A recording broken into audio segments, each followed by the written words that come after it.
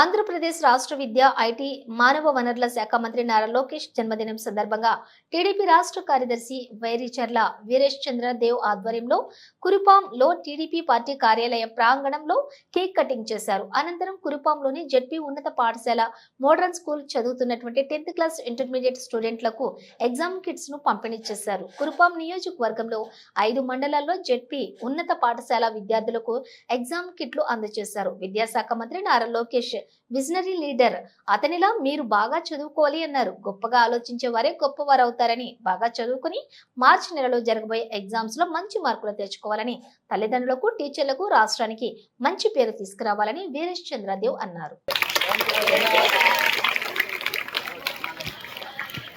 లోకేష్ గారి నాయకత్వం,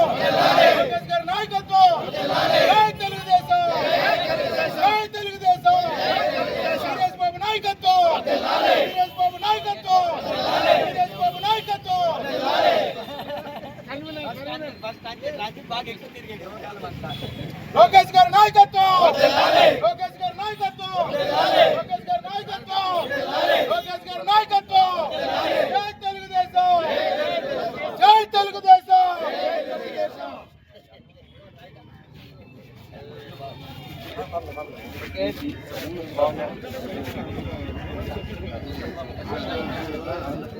రెండు 2047 స్వర్ణ ఆంధ్రప్రదేశ్ గురించి ఆయన మాట్లాడుతున్నారు. అప్పట్లో 2000లోని ఆయన 2020 విజన్ గురించి మాట్లాడేవారు. ఇవాళ హైదరాబాద్ గురించి మీకు అందరికీ తెలుసు కదా.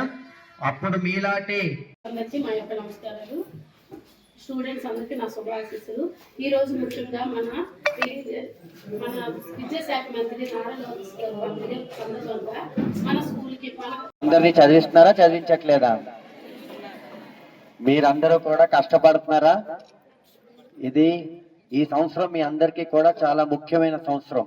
ఎందుకంటే 10వ క్లాస్ ఎగ్జామ్స్ మీరు అందరూ కూడా ఇంకొక 2 నెలల్లో ఇవ్వబోతున్నారు. దానికి తగ్గట్టుగా మీరు అందరూ ప్రిపేర్ అవ్వాలి. ఎందుకంటే ఈ 10th క్లాస్ బేస్ చేసుకొని మరియు 12వ క్లాస్ తరగతి ఎగ్జామ్స్ మీ జీవితంలోని ఒక బెంచ్ మార్క్ అనేది మీరు అందరూ కూడా గుర్తుంచుకోవాలి. ఎందుకంటే ఒక విద్యార్థి కింద మీరందరూ కూడా ఈ బెంచ్ మార్క్ ని బాగా పర్ఫామ్ చేస్తే, ఒకటి మీ టీచర్స్ అందరూ కూడా చాలా సంతోషిస్తారు, మీ పేరెంట్స్ కూడా అందరూ కూడా చాలా సంతోషిస్తారు.